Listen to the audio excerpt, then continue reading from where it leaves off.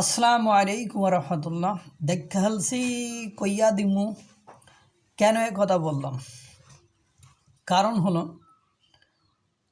ওই যে খাজা বাবার দরবার এখানে কেউ খালি হাতে ফেরে না। মামুর হাতের মোয়া, মামির হাতের মোয়া, নানির হাতের মোয়া। এর আগে এতদিন আওয়ামী লীগকে নিয়ে বৈষম্য বিরোধী ছাত্রছাত্রীরা কথা বলেছে, এখন দেখি জামাত আর বিএনপিকেও নিয়ে কথা বলে এবং তারা মূল যে সত্য কথা সেটা বলে দিয়েছে যে বেশি বাড়াবাড়ি করলে বর্তমানে যে সরকার আছে এই সরকারই ভবিষ্যৎ সরকার হিসেবে দায়িত্ব পালন করবে। এতদিন পরে আসল কথাটা তারা বলে ফেলেছে।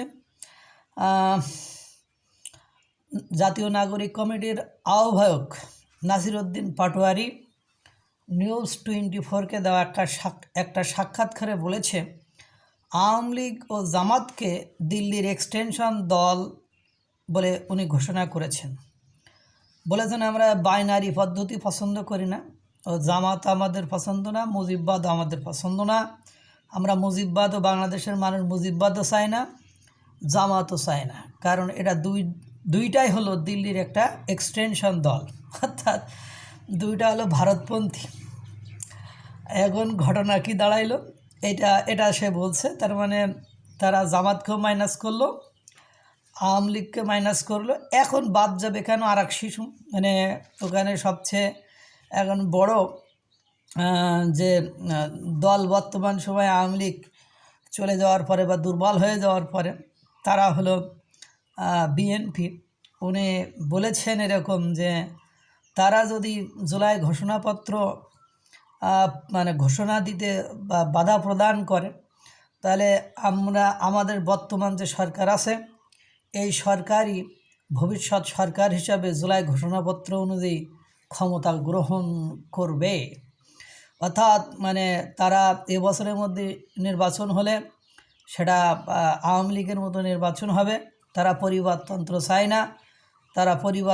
চায় না, এ কারণ সেখান থেকে আবার মুজিববাদের মতো যে আবাদেরও জন্ম হবে। তাহলে দিন শেষে যে দাঁড়াইলোটা কি হইল ওটা যে কথা হলো যে আওয়ামী লীগবাদ, জামাতবাদ, বিএনপিবাদ যারা ক্ষমতায় আছে ওরাই ক্ষমতায় থাকবে। এর আর একটা অন্যতম কারণ হলো ডক্টর মোহাম্মদ ইউনূস সাহেব বক্তব্যে বলেছেন, তোমরা যুবকরা রক্ত দিয়ে যেটা অর্জন করেছো তোমাদেরকে সেটা রক্ষা করতে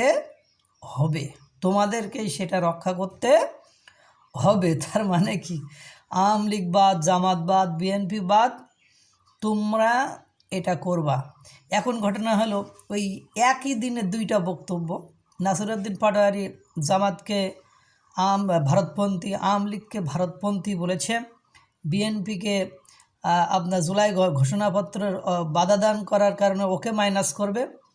এবং তারা চায় কি, এবং তারা নাসির উদ্দিন পাটোয়ারি বলেছে ওনারা যদি জুলাই ঘোষণাপত্র বাধা দান করে তাহলে আমাদের বর্তমান যে সরকার আছে জুলাই ঘোষণাপত্র অনুযায়ী এই সরকারই ক্ষমতা গ্রহণ করবে।